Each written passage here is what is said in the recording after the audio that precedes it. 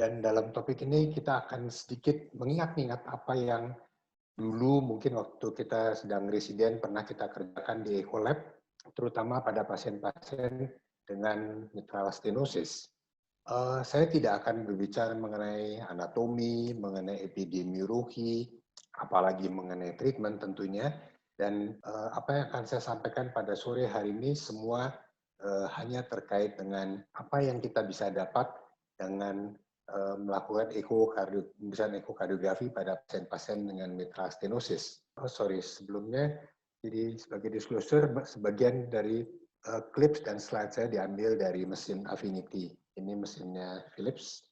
Jadi kalau kita berandai-andai ada pasien yang datang dan kemudian kita menegakkan diagnosa klinis sebagai mitral stenosis, maka tentu sejawat akan melakukan echo sebagai langkah yang pertama untuk mendapatkan data-data yang diperlukan.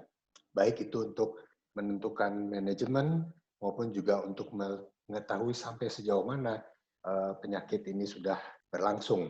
Jadi kalau kita taruh probe seperti ini dan kita lihat di screen, tentu sejawat semua sependapat bahwa ini adalah mitral stenosis. Pertanyaan yang pertama kali muncul adalah bagaimana manajemen yang sesuai untuk pasien ini. Apakah kita akan cukup dengan medikamentosa saja, atau kita perlu melakukan intervensi, dan seterusnya. Jadi pemeriksaan ekokardiografi saya rasa akan sangat banyak menjawab kebutuhan kita tadi, pertanyaan-pertanyaan tersebut tadi, mulai dari melihat etiologinya, menentukan severity, dan tentunya juga morfologinya. Kemudian yang tidak kalah penting adalah mengakses anatomi dan juga hemodinamik sebagai dampak dari mitral stenosis, serta mungkin juga kelainan-kelainan lain yang bisa kita dapatkan mungkin berhubungan dengan mitral stenosis, mungkin juga tidak. Jadi kelainan-kelainan yang berdiri sendiri sebetulnya. Yang terakhir tentu apa yang intervensi, apa yang cocok dan kapan perlu dilakukan, serta evaluasi setelah intervensi. Saya rasa ini akan lebih banyak disampaikan oleh Dr. Budi, oleh Prof. Budi. Kita mulai dengan konfirmasi etiologi mitral stenosis, tentunya dari sudut pandang ekokardiografi. Hal-hal yang penting untuk dilihat adalah tentang klasifikasi, bagaimana commissuresnya, dan kemudian juga leaflet mobility-nya. Mekanisme yang utama dari rheumatic mitral stenosis adalah adanya fusi komissura. Ini kerap diikuti dengan pemendekan dari kordanya, lalu daun katupnya mengalami kalsifikasi, menebal, dan akhirnya restricted dalam bergerak, menjadi tidak pliable lagi. Hal ini kalau kita lihat berbeda dengan mitral stenosis yang disebabkan karena degeneratif, yang umumnya kita bisa temukan pada elderly, yaitu kita temukan adanya kalsifikasi di anulus, bukan pada leaflet atau commissuresnya. Umumnya dia tidak mengalami gangguan sehingga tidak mempunyai konsekuensi hemodinamik. Sementara pada mitral stenosis yang kongenital, kita bisa lihat pada tabel ini, di situ tidak ada proses kalsifikasi, tapi sebagian besar kelainannya terjadi pada subvalvar, sehingga yang terjadi adalah gangguan dari leaflet mobility. Dia menjadi juga tidak pliable. Dan etiologi lain yang jauh lebih sedikit daripada rematik, congenital, dan degeneratif adalah penyakit infiltratif yang mungkin juga disebabkan karena proses inflamasi, misalnya seperti pada lupus, kita bisa lihat semua tidak ada klasifikasinya, komisurusnya juga jarang sekali mengalami gangguan, tapi yang sering adalah kelainan pada daun katupnya. Nah, ini adalah beberapa parameter yang diperlukan untuk menentukan severity selain valve area, kita lihat di atas, kemudian juga pressure gradient, dan PA pressure. Sebetulnya masih ada banyak sekali parameter-parameter lain yang bisa kita gunakan, tetapi pada sore hari ini kita hanya akan melihat beberapa parameter saja, terutama yang masuk ke dalam rekomendasi kelas 1. Jadi kita bisa lihat yang pertama adalah bagaimana kita mengakses valve area. Planimetri merupakan salah satu metode pengukuran yang paling direkomendasikan untuk mitral stenosis. Mengapa? Karena dia tidak dipengaruhi oleh kondisi flow, tidak dipengaruhi oleh masalah hemodinamik, tidak ada pengaruh dari chamber compliance, dan juga tidak terpengaruh seandainya ada kelainan katup lain. Kita tahu bahwa pada rheumatic heart disease, kadang-kadang bisa diikuti dengan aortic stenosis dan sebagainya. Tetapi penghitungan planimetri pada katup mitral itu tidak dipengaruhi oleh keadaan-keadaan tersebut. Dan dia mempunyai hubungan yang sangat baik, berkorelasi sangat baik dengan anatomical valve area. Dan kalau sejawat beruntung, tentu bisa menggunakan real time 3 dimensi yang akan memperbaiki dan meningkatkan akurasi dari pengukuran valve area ini. Pada pasien-pasien yang mengalami atau dengan atrial fibrilasi, tentu perlu diukur berulang. Ini adalah problem yang mungkin paling merepotkan untuk teman-teman yang tidak terlalu banyak bekerja di echo, bahwa begitu ada pasien AF, kita terpaksa mengukur setidaknya 5 kali, dan sebaiknya dipilih untuk siklus yang lebih kurang mirip. RR-nya tidak berbeda jauh. Jangan yang satu pendek sekali atau kemudian yang berikutnya panjang sekali, maka itu akan memberikan hasil yang sangat berbeda. Yang perlu kita lakukan sebetulnya sangat mudah, tinggal kita zoom mitral valve-nya, kemudian kita perbaiki gain-nya, jangan over gain, karena kalau over gain semuanya jadi putih, kita nggak bisa mengukur apa-apa, dan kita bisa ukur pada mid diastole. Kalau kita sulit menentukan, kita tinggal scroll dan kita tentukan saja mana yang paling besar. Tentu saja ini menjadi sangat sulit kalau misalnya ada severe calcification. Semuanya putih, kita nggak tahu mana lagi lubangnya. Dan kalau misalnya ada acoustic window yang buruk. Pengukuran yang lain yang juga mudah tetapi masuk ke dalam rekomendasi kelas 1 adalah pressure half time. Metode ini walaupun dipengaruhi tapi tidak terlalu dependent terhadap heart rate dan juga terhadap transmitral flow. Dia juga cukup baik pada pasien-pasien dengan atrial fibrilasi. Sama halnya dengan valve area tadi, maka idealnya pengukuran dilakukan dalam 5 slope dengan panjang yang lebih kurang sama. Bagaimana sejawat menghitung pressure half time-nya? Di sini ada yang gambar yang tengah, ada contoh 3A, B, dan C. Yang kita lakukan adalah yang C. Jangan mengambil yang puncak awal ke bawah lalu menghubungkan kedua puncak, tapi kita cari slope-nya, dan kemudian kita membuat garis untuk mendapatkan nilai PHT-nya. Namun ada kalanya kita hanya melihat satu slope, seperti gambar yang kanan. Atau lebih repot lagi kalau slope yang mid diastole lebih tinggi pada early diastole. Dan pada keadaan seperti itu tentu kita tidak bisa menggunakan metode pressure half time untuk menentukan valve area. Nilai valve ini juga menjadi tidak tepat bila terdapat kondisi-kondisi yang memperpanjang atau memperpendek diastolic filling period. Contohnya misalnya pada pasien-pasien dengan severe aortic regurgitasi. Di LV ada volume overload dan kemudian bisa juga meningkatkan tekanan sehingga kemudian diastolic filling period-nya berubah. Ini akan menyebabkan overestimasi dari valve area-nya. Itu sebabnya, salah satu sebabnya kenapa pressure half time tidak pernah dilakukan untuk mengevaluasi hasil PTMC. Jadi karena ada ASD-nya yang iatrogenik, maka kita tidak akan menggunakan pressure half time untuk immediate respon dari hasil BMV tadi. Yang berikutnya adalah tentang continuity equation, dan yang sebelah sini adalah gambar mengenai PISA. Ini adalah pemeriksaan yang sebetulnya cukup baik, tetapi continuity equation tidak bisa dipakai kalau pada pasien AF. Demikian juga kalau dengan significant mitral regurgitasi atau ada aorta regurgitasi yang berat. Yang jadi masalah paling besar adalah akurasi dan reproducibility-nya yang mungkin sangat terbatas karena parameter yang dihitung banyak. Kita perlu menghitung diameter LVOT, kita perlu menghitung VTI dari LVOT, VTI dari transmitral. Makin banyak yang dihitung, makin banyak yang bisa salah. Apalagi dalam rumusnya kemudian dikuadratkan. Kalau rumusnya dikuadratkan, maka kesalahan yang kecil tentu menjadi pangkat 2. Hal yang serupa juga sama pada assessment dari PISA. Ini membutuhkan kesabaran betul untuk melihat dome-nya di mana, kemudian kita mengejas liquid limitnya sehingga mendapatkan kubah yang terbaik, lalu diukur.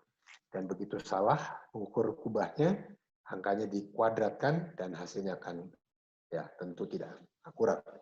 Yang kedua, setelah kita menghitung valve area, kita bisa menghitung gradient, mean mitral gradient. Parameter ini juga sebetulnya masuk rekomendasi kelas 1, dapat dipercaya, namun dia bukan parameter yang terbaik, karena parameter ini dipengaruhi oleh beberapa hal, misalnya seberapa besar katup mitralnya terbuka, bagaimana heart rate-nya, dan curah jantungnya, dan dengan sendirinya transmitral flow-nya. Jadi yang mempengaruhi sebetulnya cukup banyak, walaupun penggunaannya cukup relevan dan kemudian mudah dilakukan. Maka kita tidak menggunakan peak gradient. Peak gradient itu tergantung sama compliance atrium, yang pasti sudah menjadi tidak baik, apalagi kalau mitral stenosis severe dan berlangsung lama. Fungsi diastolik dan juga regurgitasi mitral akan mempengaruhi peak gradient. Itulah sebabnya kita lebih memilih menggunakan mitral gradient sebagai bagian dari severity assessment. Pengukurannya mudah, sejawat tinggal menggunakan apical window, sampel volumenya ditaruh di antara leaflet tips, kemudian gain-nya diatur, dan diharapkan kita bisa mendapatkan envelope, Doppler envelope yang baik. Dan setelah itu kita tinggal men-trace si envelope-nya dan kita akan mendapatkan, software akan menghitung otomatis berapa mean gradient-nya. Jet-nya menjadi penting untuk diperhatikan, karena jet ini akan membantu kita mengidentifikasi apakah ada deformitas yang berat dari katup ataupun juga dari aparatus subvalvar yang lainnya. Sehingga kita kemudian mendapatkan hasil yang bisa dipercaya. Kalau sejawat lihat di gambar ini pengukuran yang tidak terlalu tepat sebetulnya. Kita lihat dia diukur dengan jarak R ke R yang berbeda-beda. Sehingga hasil envelope yang pertama, yang tengah, dan yang paling kanan, tentu kalau dihitung akan berbeda cukup jauh. Sebaiknya, sekali lagi, dihitung pada cycle yang lebih kurang mirip, sehingga kita mendapatkan angka yang juga mirip-mirip. Mean mitral gradient itu juga dipakai untuk mengevaluasi setelah dilakukan mitral valvuloplasti. Dan kita harapkan tentu tekanannya akan berubah setelah dilakukan valvuloplasti.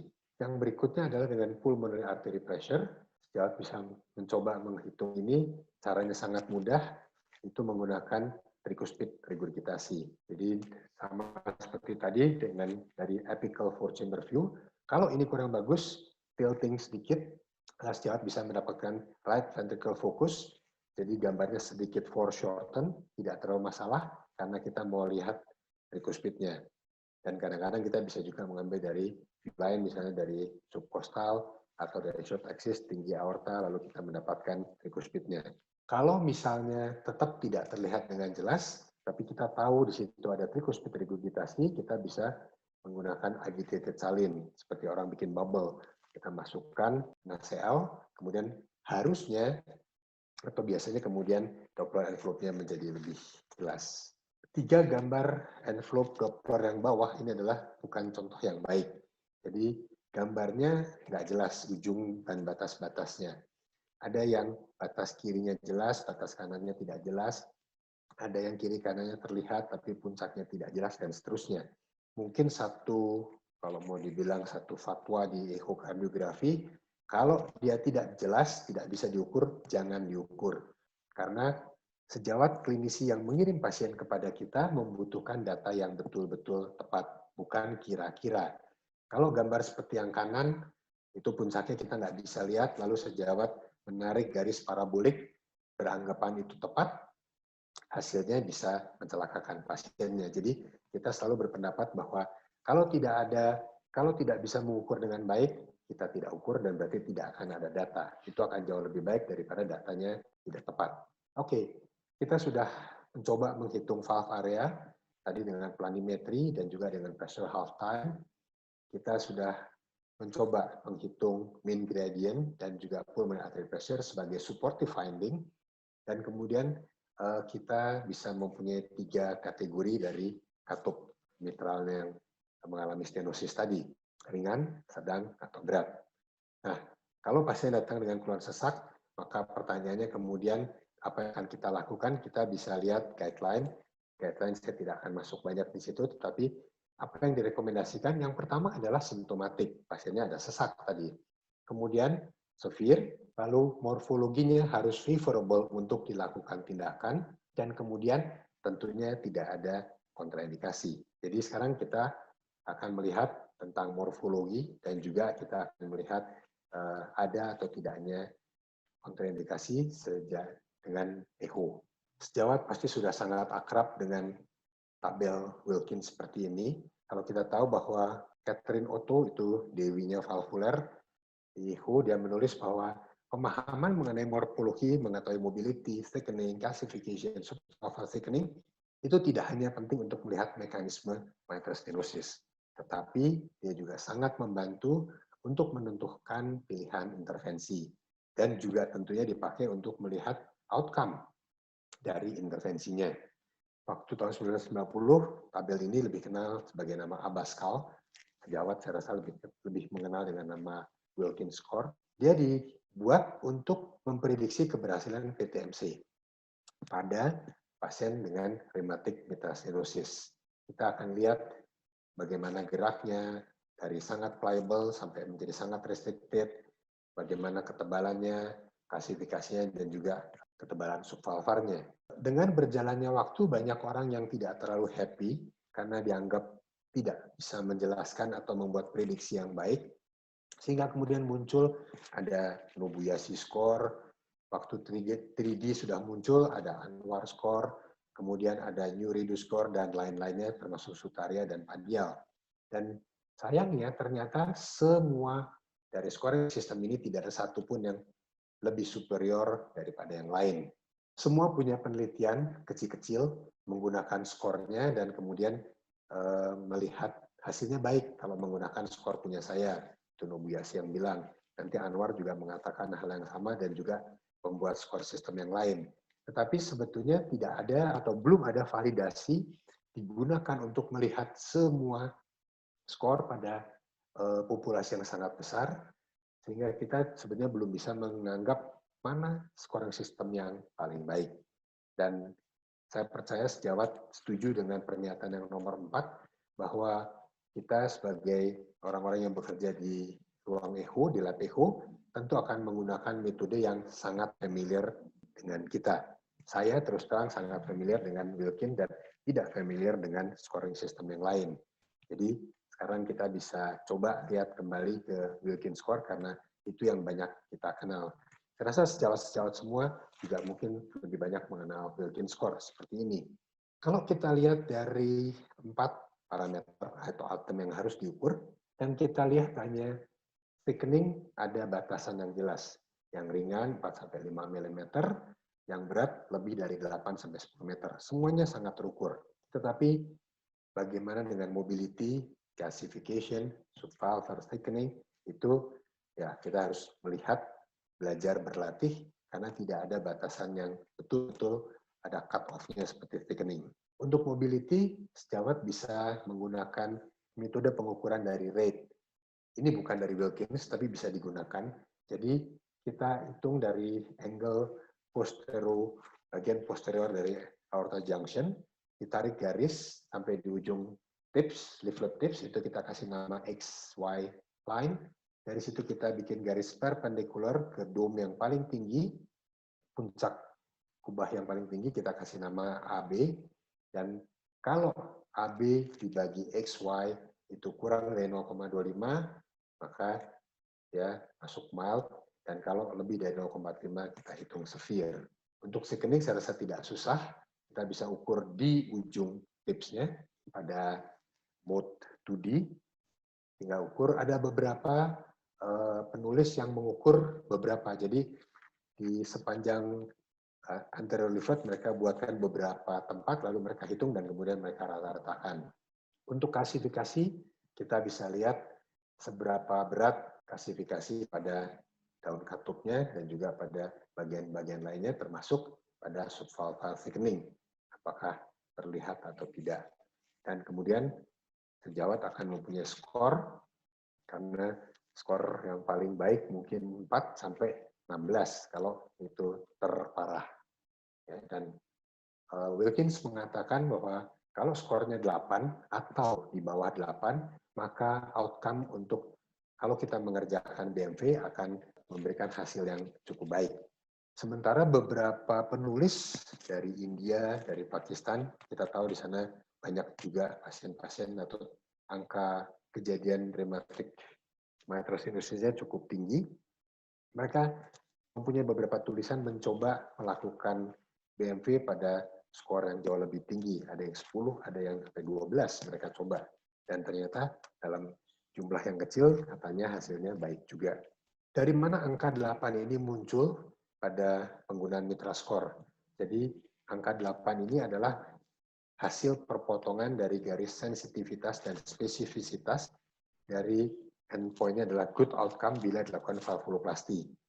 Dan kita bisa lihat dari beberapa publikasi yang menggunakan skor ini, bahwa outcome-nya memang jauh lebih baik kalau skornya 8 atau di bawah 8. Nah, setelah kita melihat severity dan melihat morfologi dari katunya, maka yang harus kita lihat juga adalah consequences, baik consequences hemodinamik maupun juga consequences anatomi dari mitral stenosis, serta mungkin masalah atau lesi yang lain yang saya katakan tadi mungkin berhubungan atau sebagai dampak dari mitral stenosis, mungkin juga tidak. Yang pertama adalah left atrium. Left atrium pasti akan tampak sangat besar, bahkan ada yang besar sekali yang kita sebut giant left atrium, kalau dia sampai sekitar 70. Kita bisa ukur di parasternal long axis view. Cara ini sebetulnya tidak lagi direkomendasikan oleh American Society of Echocardiography, tetapi dengan cara ini setidaknya kita bisa mempunyai gambaran kasar untuk prediktor. Kalau LA size-nya kurang dari 5 cm, 50 mm, maka keberhasilan BMV-nya nampaknya bisa lebih diharapkan ketimbang kalau misalnya LA-nya sudah lebih dari 60. Bagaimana dengan trombus? Saya rasa trombus akan ada di mana-mana pada pasien dengan mitral stenosis, apalagi kalau dia dengan atrial fibrilasi.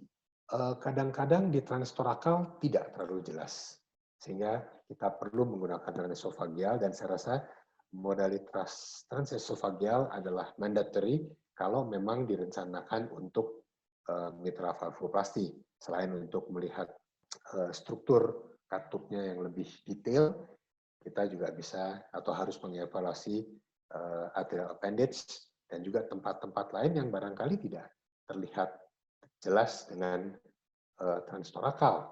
Sebagai contoh misalnya pada gambar yang paling kanan.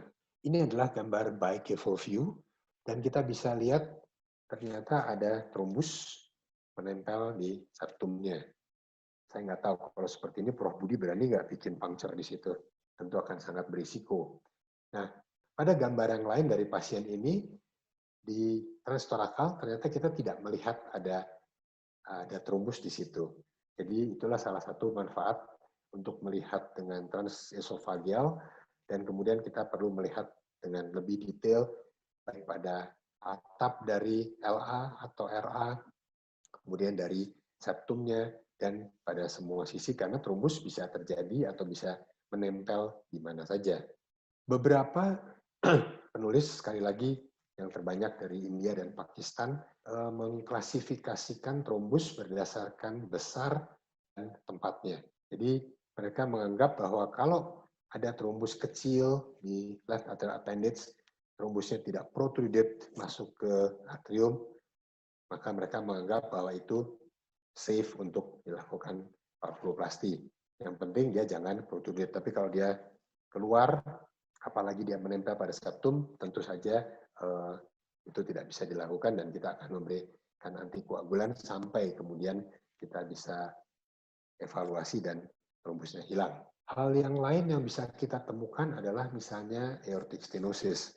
Aortic stenosis cukup sering ditemukan bersama-sama dengan mitral stenosis pada kasus rema, dan hati-hati dalam mengukur valve area, aortic valve areanya, karena kalau kita mengukur valve aorta dengan cara yang biasa, misalnya dengan continuity equation, mungkin kita akan mendapatkan valve area yang salah karena terjadi low gradient, darah preloadnya sedikit rendah, sehingga kita akan mendapatkan seakan-akan low gradient aortic stenosis.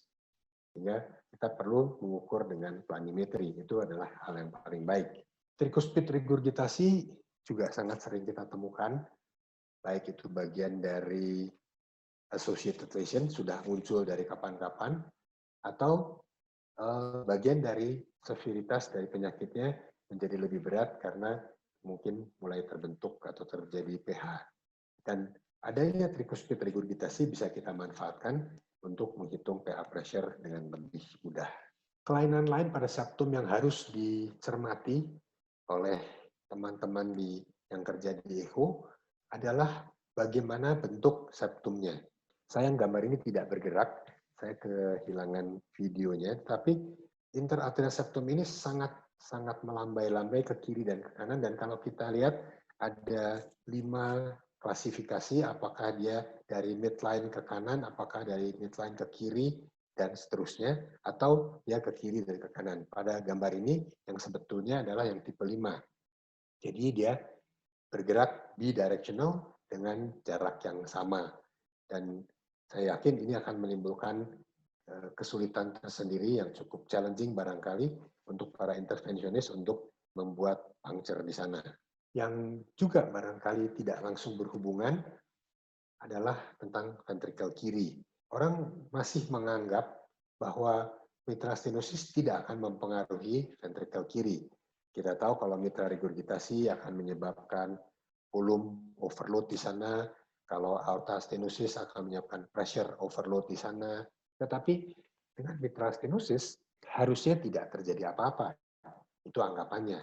Sementara ternyata bahwa hampir sepertiga penderita-penderita dengan mitral stenosis mengalami penurunan fungsi LV. Dan ini bukan akibat cerita miokarditis zaman dahulu waktu akut rheumatic fever, bukan karena masalah-masalah CAD yang kebetulan menjadi pre-existing, tetapi ini memang disebabkan karena mitral stenosisnya. Jadi pendekatannya adalah dengan adanya mitral stenosis, maka transmitral jet velocity-nya akan meningkat. Sehingga kemudian terjadi perubahan dari formasi atau pembentukan vortex ring. Kita tahu bahwa aliran darah di dalam rongga jantung tidak ada yang mengalir linier seperti di sungai misalnya, atau seperti kalau bak mandi kita buka lalu mengalir dengan linier seperti itu. Tetapi kalau kita bisa melihat dengan baik, dan ada sebetulnya softwarenya, aliran darah di seluruh rongga jantung mengalir dengan berputar.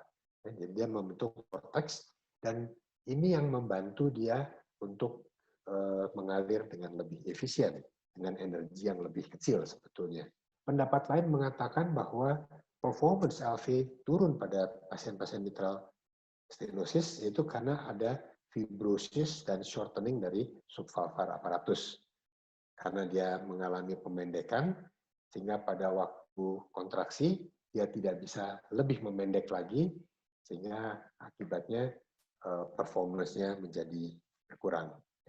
Yang kita tidak tahu adalah apakah data ini sebenarnya belum terlalu lama, walaupun pengetahuan adanya LV dysfunction itu sudah cukup lama. Yang kita tidak tahu adalah penggunaan GLS ini akan menjadi marker untuk keberhasilan tindakan, karena ternyata kalau dia dilakukan valvuloplasti, maka kita bisa lihat pada gambar yang bawah itu warna merahnya berubah. Yang kiri masih banyak merah yang pucat, kemudian setelah valvuloplasti gambarnya merah semua. Artinya double longitudinal strain-nya membaik, dan itu diartikan bahwa fungsi ventrikel kiri membaik. Dan kita juga tidak tahu apakah dia akan digunakan sebagai prediktor keberhasilan kalau kita mau melakukan PTMV. Tulisan-tulisan mengenai hal tersebut belum terlalu banyak.